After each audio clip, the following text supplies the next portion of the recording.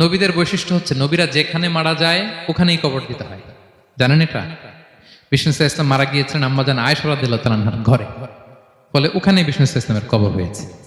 এবং ওই ওই কবর দেওয়া ঘরের ভেতরে আম্মাজান আয়েশা যতদিন, আয়েশা রাদিয়াল্লাহু তাআলা যতদিন বেঁচে ছিলেন ওখানেই ছিলেন কবরের পাশে।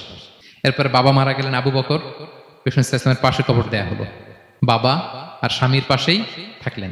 এরপর ওমরে ফারুক মারা গেলেন, ওনারও কবর দেয়া হলো। কিন্তু এখন তো আর বাবা আর স্বামীর সাথে পর্দা নাই, ওমরে ফারুকের সাথে তো পর্দা আছে, তো তখন তিনি ঘরটা হয়ে গেছে ছোট, তিনটা কবরে অনেক জায়গা স্পেস নিয়ে গেছে, এখন অল্প একটু জায়গা পর্দা টাঙাই দিলেন ওমরে ফারুকের সাথে পর্দা হিসেবে ছোট্ট একটা জায়গায় যতদিন বেঁচে ছিলেন ওখানটাতেই ছিলেন।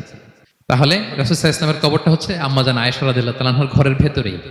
আপনারা মসজিদে নববী যারা ভিজিট করেছেন তারা জানেন যে আপনারা যখন কিবলামুখী হয়ে নামাজ পড়েন বাম দিকে বিষ্ণু ইসলামের কবর, সেখানে রাসূল সাল্লাল্লাহু আলাইহি ওয়াসাল্লামের পাশে আবু বকর এবং ওমরে ফারুক রাদিয়াল্লাহু তাআলা আনহুমা শুয়ে আছেন।